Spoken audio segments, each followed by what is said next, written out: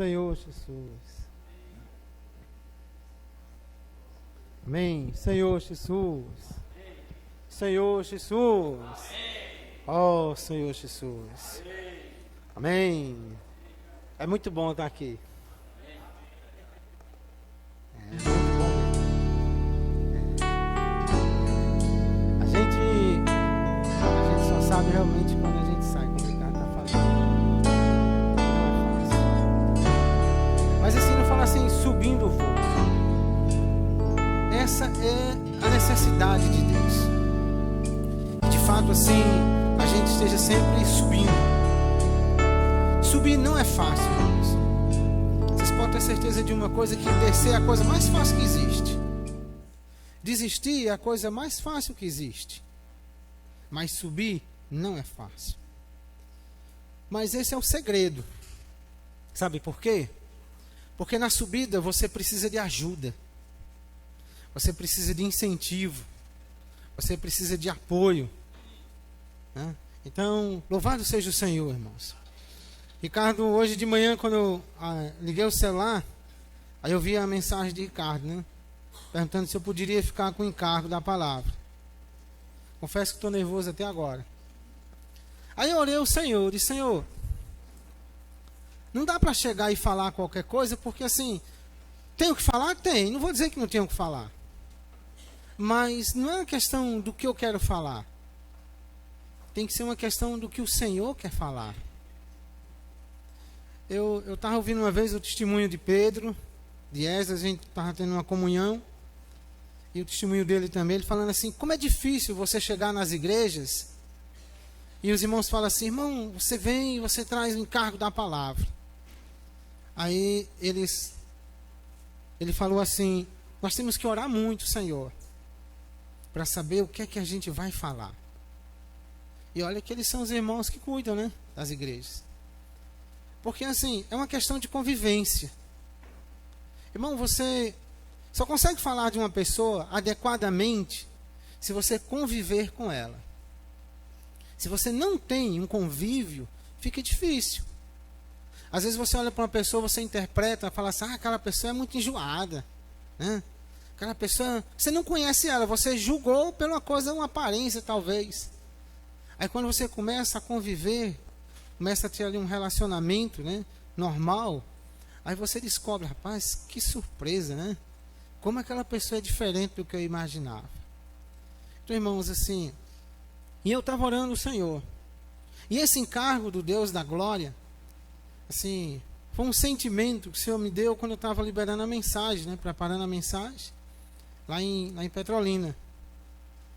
E eu disse, rapaz, o Deus da glória, vamos desfrutar desse Deus da glória. Em Atos, vamos abrir aqui em Atos.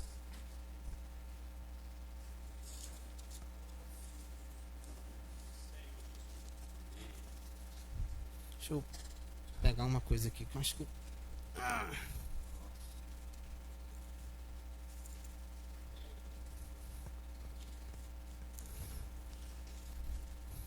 Atos capítulo 7, versículo 2b.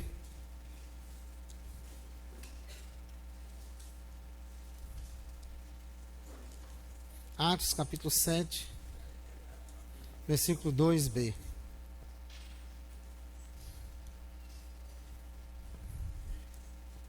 Fala assim, amém? Vocês acharam? Vamos ler de pé esse versículo? Atos 7, 2, parte B. A gente lê o versículo todo e reforça a parte B. Estevão respondeu, varões, irmãos, pais, ouvi.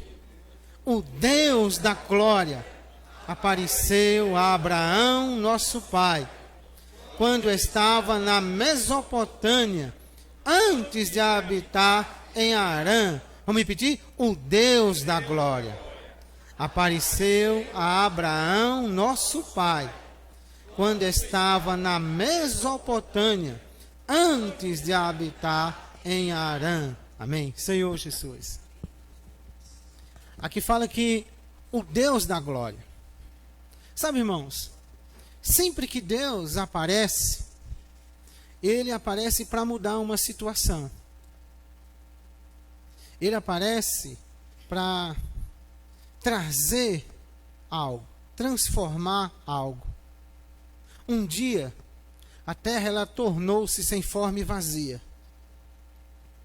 Ninguém sabe quantos milhões de anos ficou a terra nesse estado, de sem forma e vazia. Mas um dia, o Deus da glória decidiu aparecer para a terra. E ele começou a recriação. Começou a recriar, começou a falar. E sempre que ele ia falando, algo ia acontecendo. Sempre que ele ia falando, algo ia acontecendo. Sabe, irmãos, esse Deus da glória, ele precisa aparecer para nós todos os dias. Às vezes a gente vai para uma conferência e acha riquíssima a conferência. Conferência de jovens, os jovens voltam pipocando, é rico, né? Encargo, queima, é muito bom. Você vai para uma conferência em Sumaré, vai para uma conferência regional, é muito bom. Tem as comunhão de casais, as reunião de serviços, é muito bom. Mas esse Deus da glória, ele não quer aparecer para nós só de evento e evento. Não. Esse Deus da glória, ele quer aparecer para nós todos os dias. E não só todos os dias, mas ele quer estar conosco o dia todo. E o que é glória? O que é glória? Às vezes a gente escuta tantos irmãos falar, né? Ô glória, né? Os irmãos, né? Ô glória, né? Mas o que é glória para você? O que é o Deus da glória? O que significa essa palavra glória para você? O Deus da glória significa dizer que ele é um Deus que merece toda a minha atenção, toda a minha reverência, que merece todo o meu ser. O Deus da glória não foi qualquer Deus, é o Deus da glória. A glória é a expressão de Deus, tudo que Deus é. Eu já usei esse exemplo, né? Mas eu gosto muito dele, que é o exemplo do botão de rosas. Quando você olha para um botão de rosas, você não vê a rosa, você vê o botão. Mas tudo que diz respeito à rosa está no botão.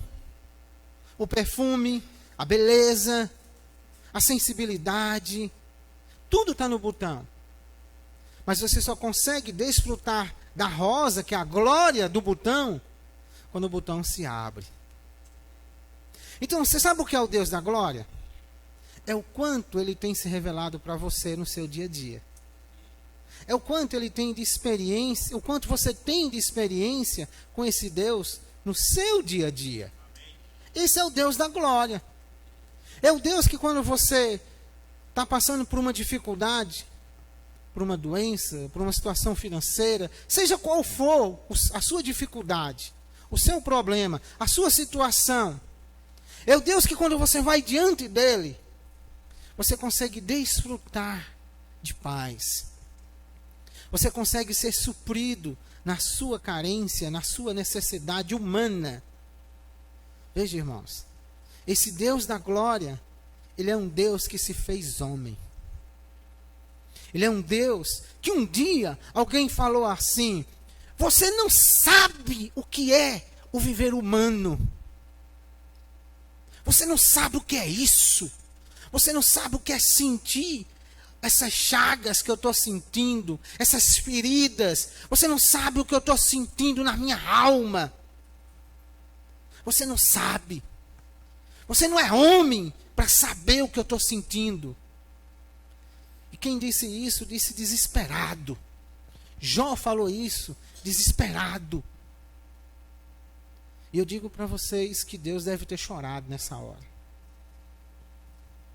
Deus deve ter olhado assim e disse: rapaz, ele tem razão.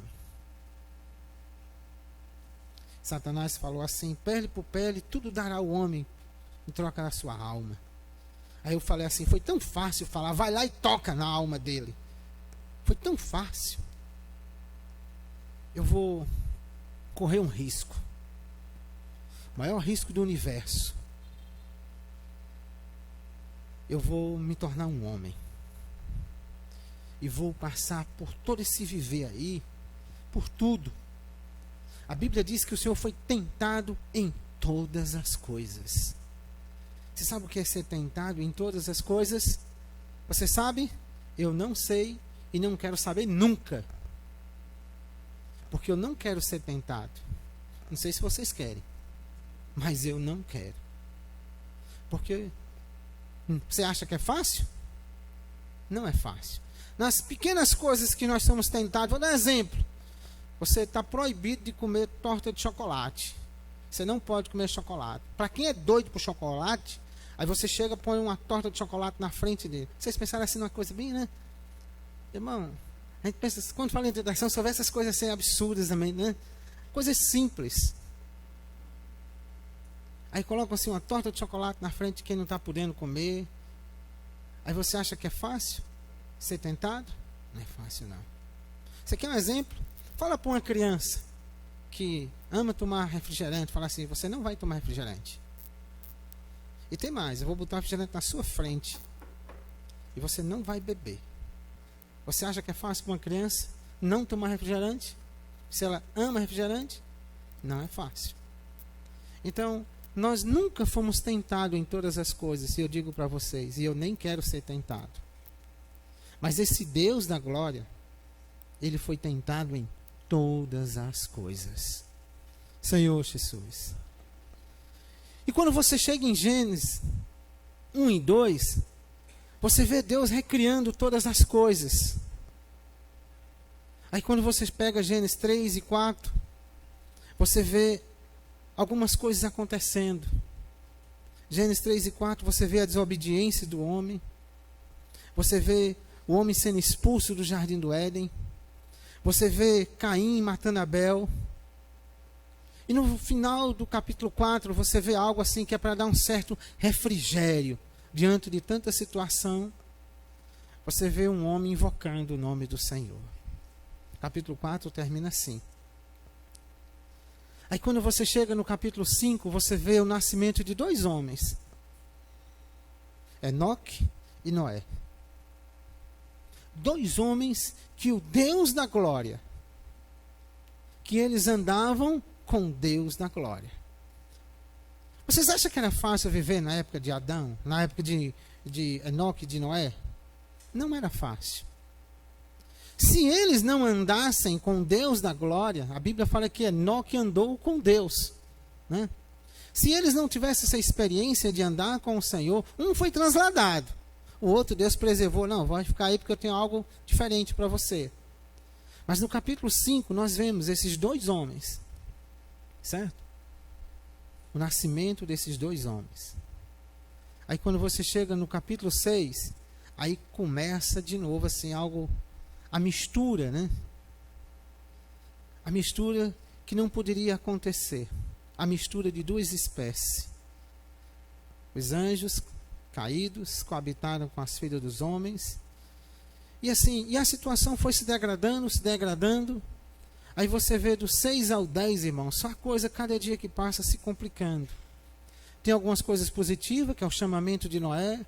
Tem a construção da arca. Deus manda construir, a arca é construída. Vem um dilúvio.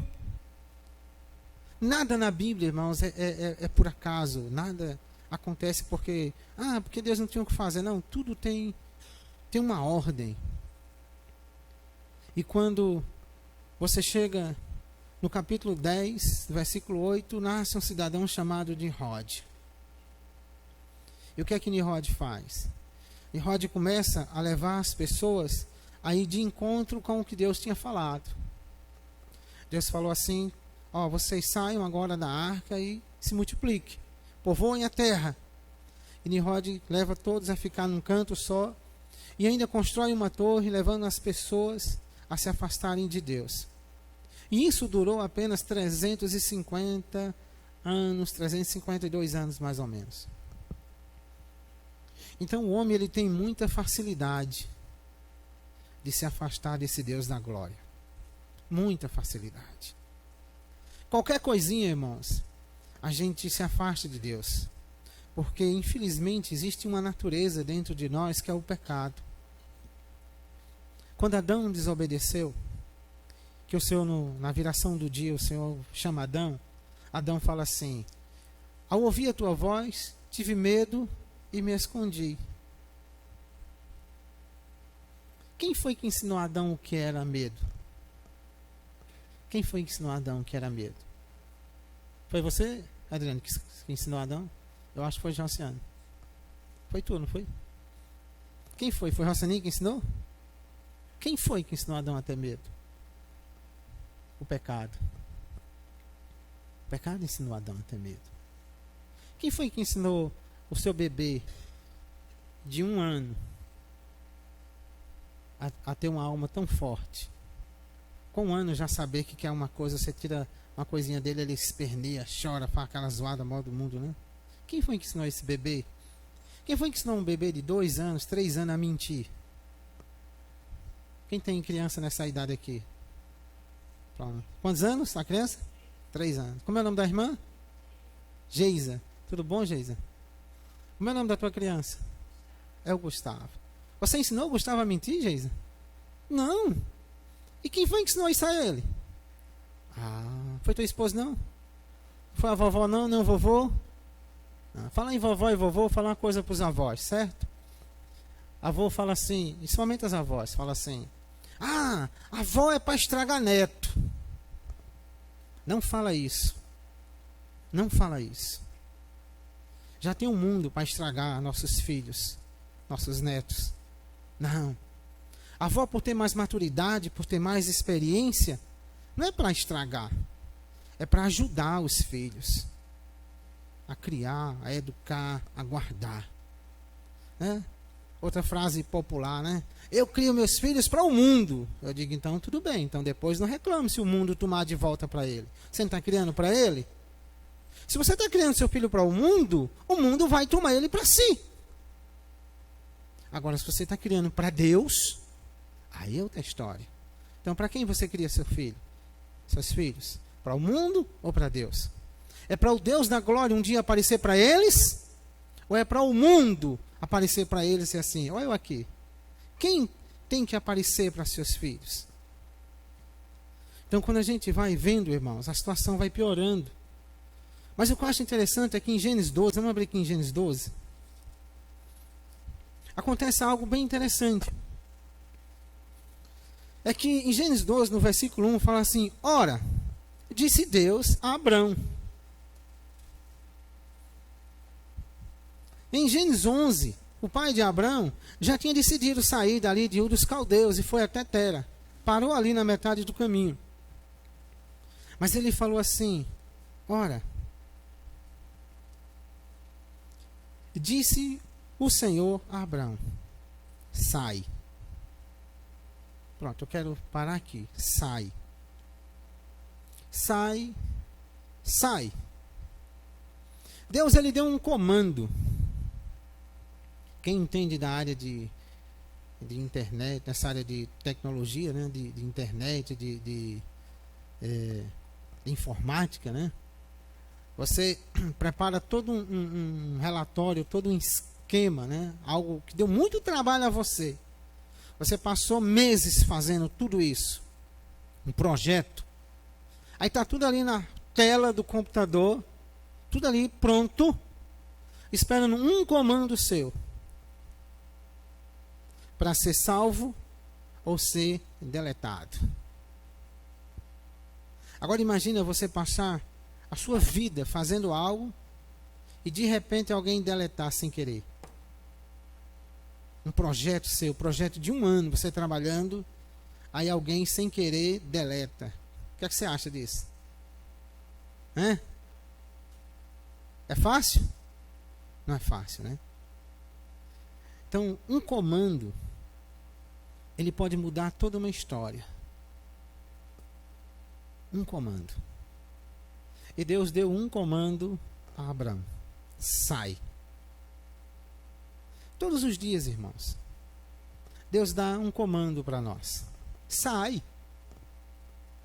Sai. Sai do teu comodismo. Sai da tua área de conforto. Sai da tua tradição. Sai da tua maneira de resolver as coisas. Sai de tudo aquilo que você acha que é certo. Sai da experiência que você teve comigo há 10 anos atrás, porque você só fala dessa mesma experiência. Faz 10 anos que você está agarrado a essa experiência. Sai! Para que Deus possa mudar alguma coisa, você precisa obedecer ao comando do Senhor. Não adianta o Deus da glória aparecer e falar algo e você não obedecer. Não adianta. Por que me chamas Senhor, Senhor, e não fazes o que te peço? O que adianta? Jesus é o Senhor, a gente fala assim, amém. Tem certeza que Ele é o Senhor? Ou Ele é apenas o Salvador da sua vida? Porque muitos querem Jesus como Salvador, vocês podem ter certeza disso. Mas como Senhor, já é mais complicado. Porque Ele vai mexer em nós. Ele vai mexer nas nossas coisas. Então esse Deus da glória, Ele quer mexer em nós. E com um grande encargo. É que Ele conhece a minha e a sua humanidade. Ele teve esse viver humano. Ele é um Deus que nos conhece. Ele sabe como mexer em nós. Ele tem a maneira correta de mexer em nós, de trabalhar em nós. Senhor Jesus. Agora, eu preciso querer obedecer esse comando. Em Coríntios, deixa marcado Gênesis, certo? Mas 1 Coríntios, capítulo 1, eu acho interessante, porque Paulo fala assim, 1 Coríntios capítulo 1, versículo 26, fala assim, irmãos, reparai, pois, na vossa vocação, ou no vosso chamamento. Reparai no vosso chamamento. Você já parou para pensar? Você já parou para analisar? Por que Deus lhe chamou? Você já parou para pensar? Uma vez eu perguntei ao Senhor, eu disse, Senhor, por que você me chamou? Pensa num cabinha teimoso. Pensa num cabinha brabo. Rapaz, mete os pés pelas mãos. Cheio de moído. E por que o Senhor me chamou? Você já parou para pensar nisso? Senhor, por que o Senhor me chamou? Até hoje eu não entendo por que foi que o Senhor me chamou. Se fosse eu, jamais chamaria a mim mesmo. Talvez eu chamasse a Milton. Mas eu chamar a mim? Isso é conversa? Eu vou chamar a Mônica. Certo? Mas eu chamar a mim? Não. Reparai. Visto que não foram chamados muitos sábios, segundo a sua carne, nem muitos poderosos, nem muitos de nobre nascimento. Pelo contrário, Deus escolheu as coisas loucas do mundo para envergonhar os sábios. Escolheu as coisas fracas do mundo para envergonhar as fortes. Senhor Jesus. Deixa eu ver como é que está aqui. 1 Coríntios 26.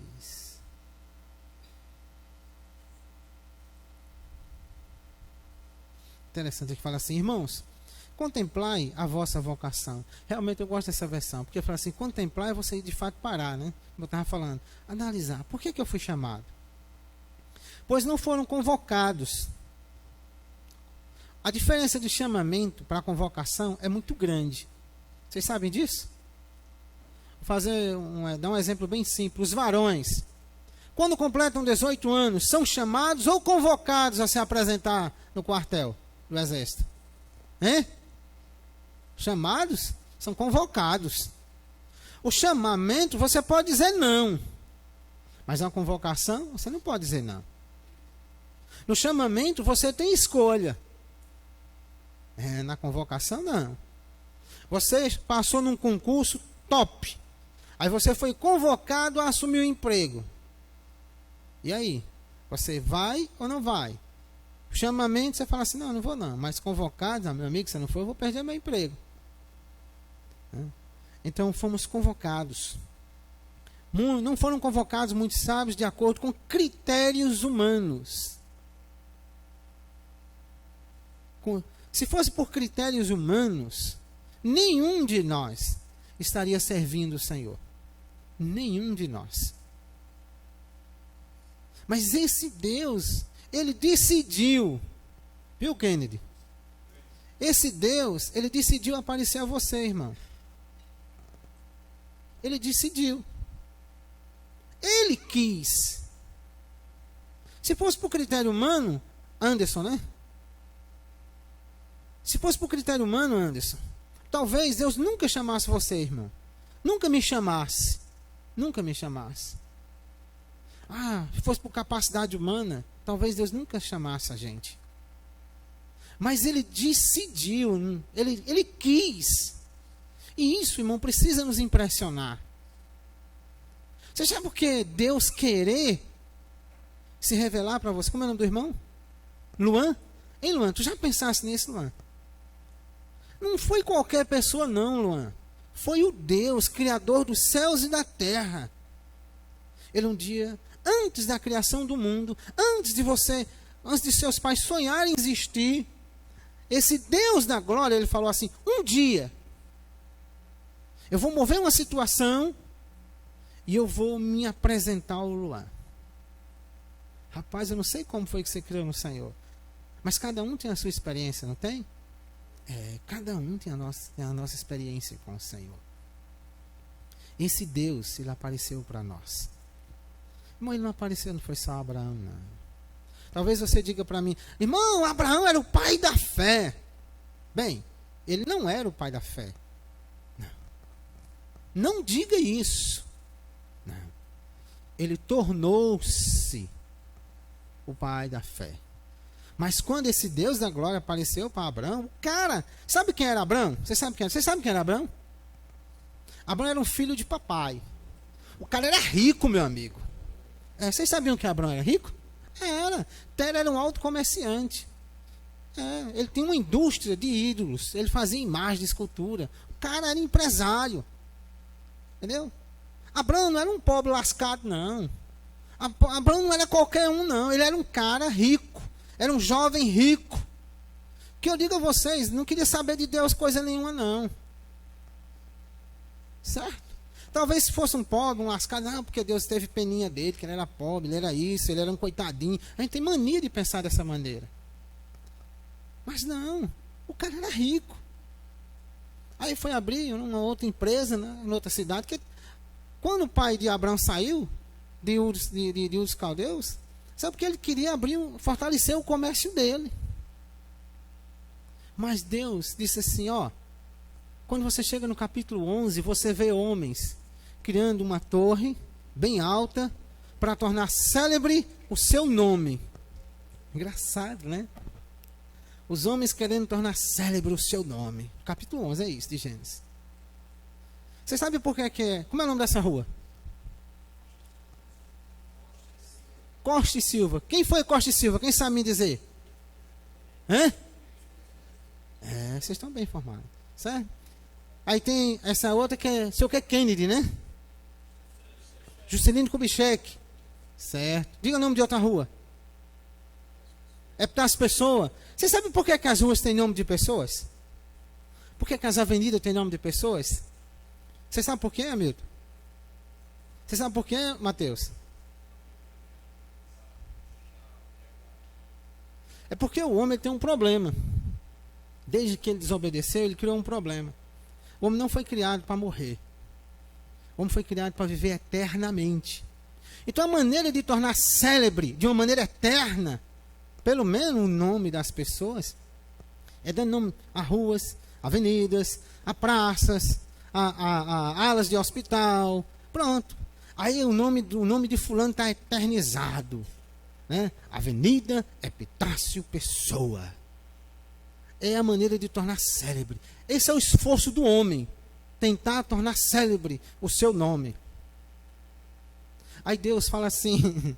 E geralmente não é qualquer homem não, né? Nem qualquer mulher. É pessoas de destaque, né? Não são pessoas de destaque? Aí o homem quer tornar célebre essas pessoas que tiveram um destaque na sociedade, um destaque, né, onde eles viveram. Você é alguém de destaque? Você é alguém de destaque, Adriano? Na cidade, assim, né? Vamos dar o nome de uma avenida, o seu nome, hoje, daria o nome da avenida. Como é o nome completo? É Adriano de quê? Avenida Adriano Xavier Cavalcante. Irmão, vamos na Câmara de Vereadores, vamos botar uma rua com o nome de Adriano. Alguém vai dizer, quem é esse? Quem é esse? Ninguém nem sabe. Porque não tem um destaque, né? Então as pessoas querem destaque. Irmão, você quer ser destacado? Você quer ter destaque? Peça por Deus da glória aparecer a você todos os dias. É o melhor negócio. Porque no capítulo 12 de Gênesis, esse Deus da glória, ele diz assim: vocês fazem um esforço, modo o mundo para tornar célebre o nome de vocês. Construir uma torre. Aí eu vou falar o seguinte: sai da tua terra. A primeira coisa, irmão, que você tem que fazer é obedecer. Sai. Você não está mandando sair? Saia, meu amigo. Sai da tua terra, da tua parentela, da casa de teu pai. Sai de tudo que te prende e vai para a terra que eu te mostrarei. De ti farei uma grande nação e te abençoarei. Aí ele fala assim: e te engrandecerei o nome. Interessante, né? Capítulo 11 é uma briga para engrandecer o nome, para tornar célebre o nome do homem. Capítulo 12, um cidadão que estava lá numa terra de idolatria, sem querer saber de Deus, longe de Deus, tinha nada a ver com Deus. Aí Deus, para humilhar Satanás, para envergonhar Satanás, eu vou pegar um, mas não vai ser um Noé, não. Pegar um Noé é coisa muito boa. Também não vou chamar um Enoque, não. Chamar um Enoque é coisa muito boa. Porque se Deus tivesse chamado um Enoque da vida, ou um Noé da vida, Satanás também, você chamou logo quem? Enoque, que anda na tua presença. Você chamou quem? Noé, que anda na tua presença. Se eu vou chamar um idólatra mesmo lá, né? Irmão, o Senhor foi buscar você, foi me buscar aonde quer que você estava.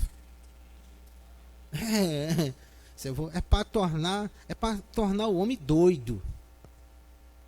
É para querer. Se você querer entender, eu vou dar um conselho a vocês. Desistam. Desistam. É um conselho, certo? Desistam de querer entender as coisas de Deus com a mente humana. Desistam. A mente humana, ela é limitada, ela é caída, ela tem um problema sério. Ela está danificada com o pecado. Só tem um jeito. É pela fé. É pela fé. Creia. Abraão, ele creu. E ele creu, irmãos. Ele não tinha tanta fé ainda. Veja, ele creu. Não é uma questão, a princípio, não é uma questão de fé. Quando eu tiver fé, eu vou fazer isso. Quem não já falou isso? Quando eu tiver fé, eu vou entregar minha vida ao Senhor. Senhor, eu só preciso ter fé. Mas você não precisa ter fé. Não. A fé, irmãos, é uma consequência.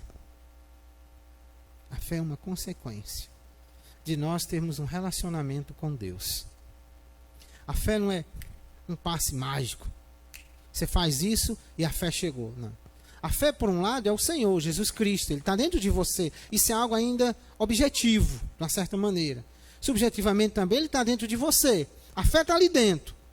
Mas na prática mesmo, a fé é resultado de um relacionamento, de uma convivência. Então, quando o Senhor chamou Abraão, ele não tinha fé. Talvez até hoje você ainda não esteja tão envolvido no serviço da igreja. Talvez você ainda não se consagrou ao Senhor, porque você está esperando um dia ter fé.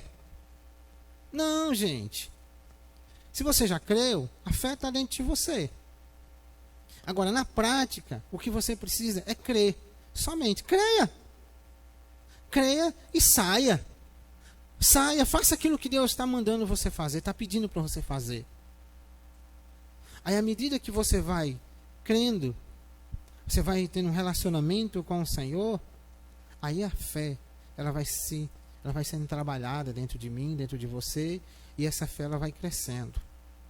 Porque a fé é resultado de um relacionamento de vida. Crer é um relacionamento de obediência. Deus fala, você obedece. Simplesmente. Rapaz, tu fosse para Petrolina pela fé? Disse, não, eu fui porque eu criei. Pela fé eu não ia nunca. Porque eu não tinha fé suficiente para ir para Petrolina. Eu não tinha fé suficiente para ir para Petrolina. Mas Deus mandou, eu achei melhor obedecer do que sacrificar. Essa é muito espiritual. Irmãos, Deus ele é humano. Deus, ele é humano. Ele se fez homem. Esse Deus da glória, ele se fez homem. Ele conhece a mim e a você. Aí você quer ver outro exemplo? Mateus 14, versículo 29. Nós conhecemos esse texto. O Senhor falou assim para os discípulos dele: ó, vocês podem pegar o barco e ir na frente. Certo? Mateus. Certo? Mateus capítulo 14.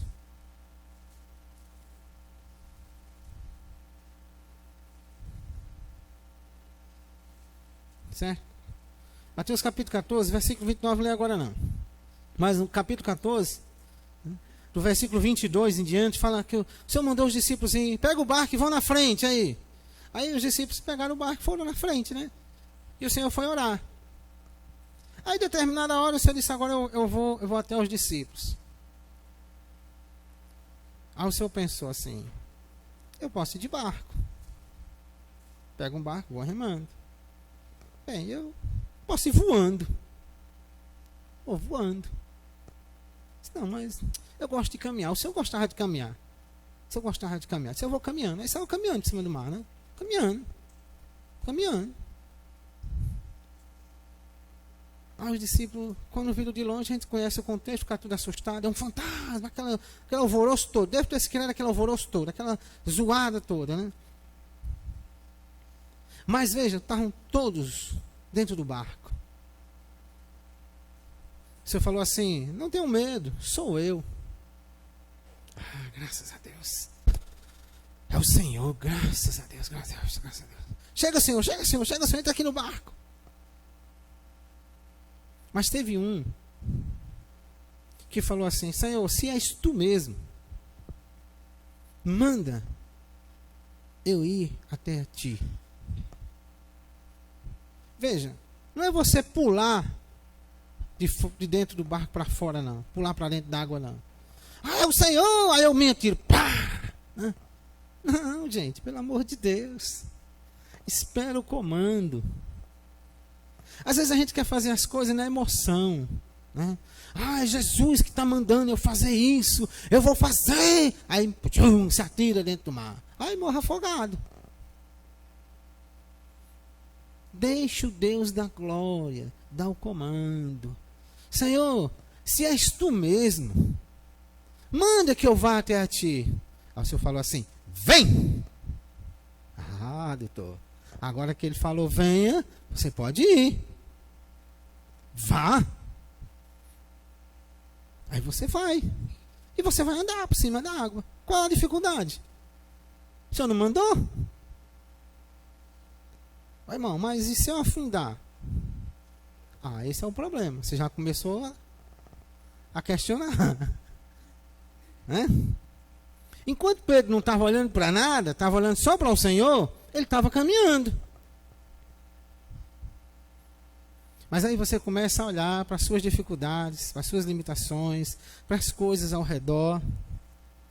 Aí quando a gente tira o foco de Cristo, aí a gente começa a naufragar. Tem um versículo que eu amo, esse versículo. Fala assim, é pela perseverança que salvareis as vossas almas. Não é pelo conhecimento, não é por ser o pai da fé. Eu tenho fé. Não, é preciso ter fé. Mas eu repito, fé é resultado de um relacionamento com Deus.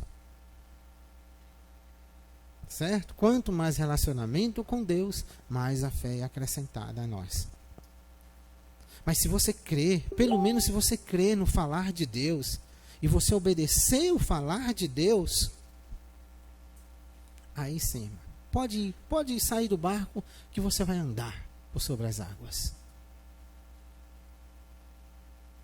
Agora, se você começar a olhar para as dificuldades, aí você começa a olhar e você começa a afundar. Mas eu digo uma coisa para vocês, é muito melhor ficar molhado e ter uma experiência com o Senhor do que ficar dentro do barco, seco, em segurança e sem nenhuma experiência com o Senhor.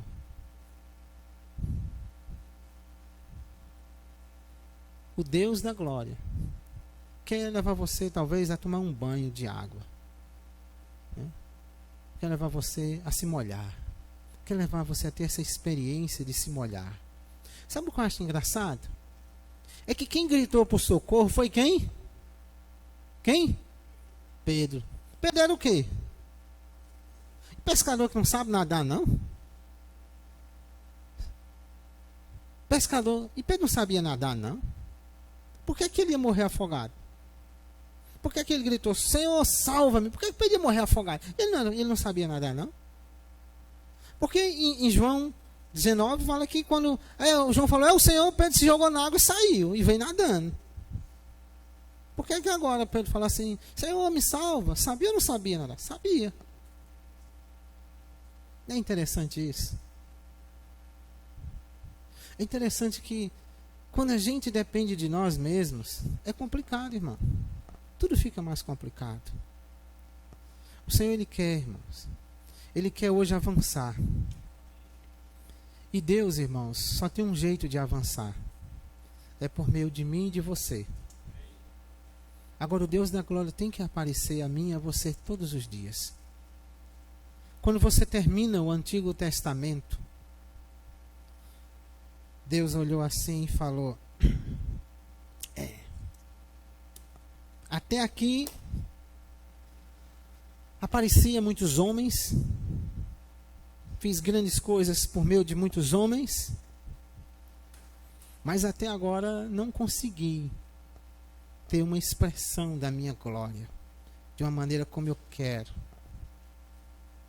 E ele encerra o Antigo Testamento sem concluir aquilo que ele queria. Aí ele começa o Novo Testamento. Ele começa o livro de Mateus, o Evangelho de Mateus. A Bíblia começa com o Evangelho de Mateus. O que é que marca o Evangelho de Mateus? O que é que marca? Eu vou dizer uma coisa para vocês. Tem muita coisa rica no Evangelho de Mateus. Mas o Evangelho de Mateus começa mostrando o nascimento de um Deus? De um Deus? De um homem. O Velho Testamento termina sem Deus ter nenhum homem. Mas no Novo Testamento, Deus começa com o nascimento de um homem. Você sabe o que é que Deus precisa? Diga assim, de mim. Diga assim, de mim. De mim. Um homem. Um homem. Interessante que isso também hoje é pontos na história, né? Me dê um homem que eu transformo toda uma situação. Isso é baseado na Bíblia. Um homem. Deus quer mudar a vida das pessoas. Gênesis 12 fala assim, te abençoarei, em ti serão benditas todas as famílias da terra. Mas Deus precisa de duas coisas. Ele precisa aparecer a esse homem, que é você, irmã. É um homem num contexto geral, irmãos e irmãs. Aliás, três coisas. Ele precisa aparecer, ele precisa falar algo Lembra? Vem! Enquanto ele não falar, irmão, fica quieto. Certo? E ele precisa que eu e você obedeça. Pronto.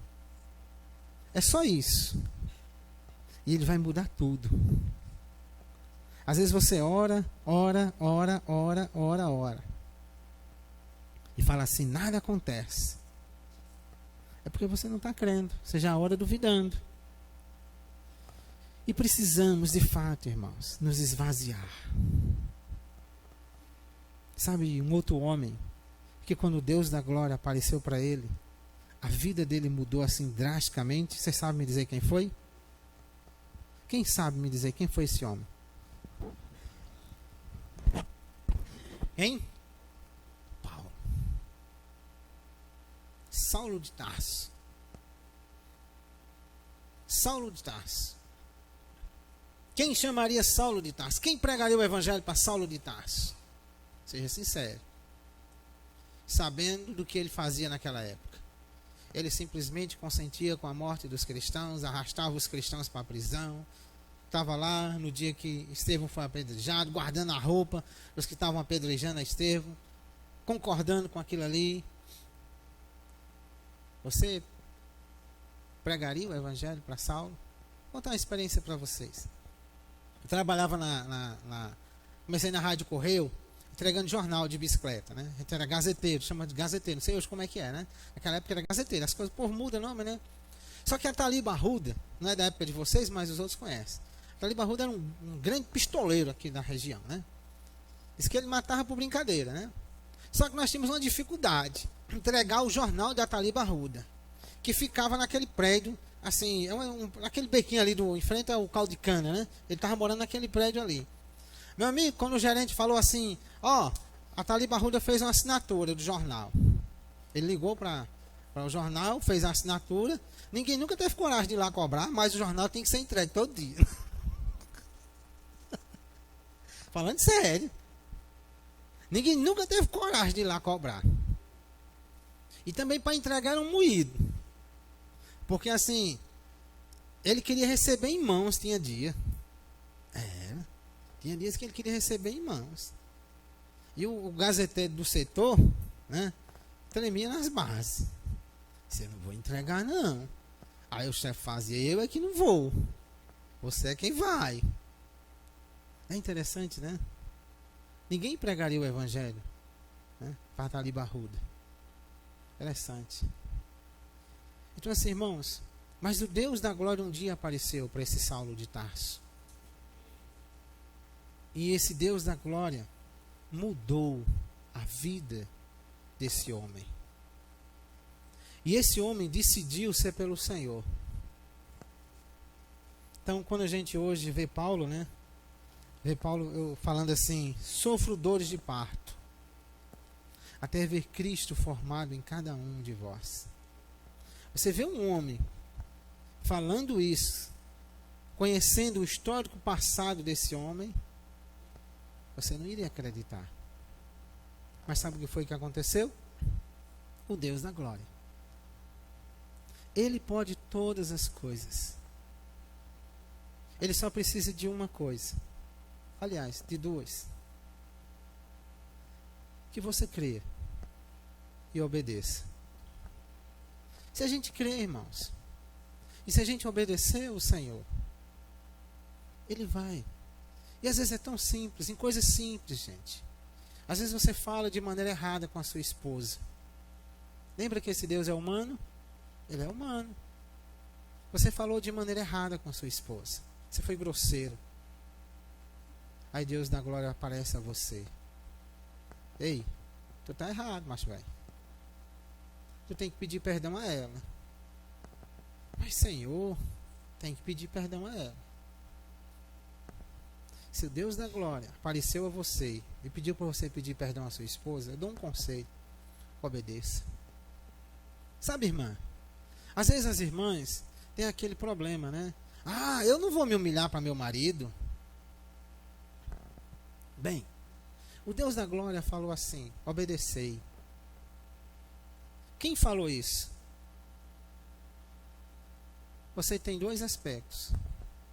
Se foi o Deus da glória, que falou isso para você, você vai se submeter a seu marido. Mas se você apenas o viu como um mandamento, você não vai obedecer. Você sabe, a maior dificuldade nossa em obedecer é porque a gente vê as coisas como mandamento. Ah, e agora eu tenho que obedecer? Eu sou obrigado a obedecer? Já prestou atenção nisso? É porque você está vendo as coisas como mandamento só. E mesmo que você veja como mandamento, eu ainda dou um conselho: obedeça. Obedeça. Porque é melhor obedecer do que sacrificar. Mas se o Deus da glória, ele apareceu a você e falou assim: irmã, se submeta a seu marido. Mas ele está errado. Na Bíblia, não disse que você tem que obedecer a ele porque ele está certo. Você tem que submeter a seu marido, irmã. Mas eu não concordo. Irmã, eu não estou perguntando se você concorda. E o pior é que você não pode nem falar para o senhor não sabe o que é ser mulher dele. Faz essa pergunta para o Senhor. Fala assim: Senhor, o senhor não sabe o que é ser esposa de Rossano Diniz.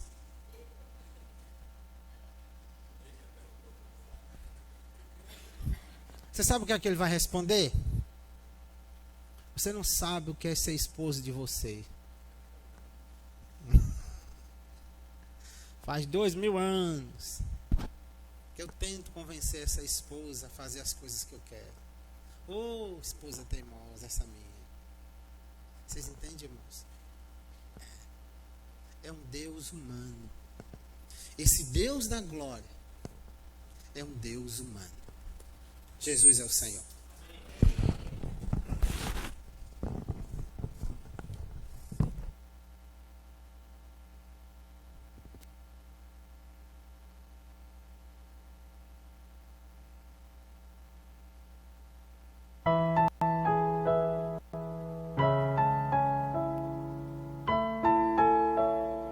Amém, irmãos? Estamos entrando no mês de dezembro, mês esse que se costumam dar presentes, mês esse que as mães gostam de dar presentes aos professores dos seus filhos, aqueles que têm comércio, dar presente aos seus clientes e principalmente aquelas pessoas que nós estamos pregando o Evangelho, que nós temos ali levado a palavra do Senhor para eles, as famílias inclusive. Então, mediante esse sentimento, nós desenvolvemos um kit.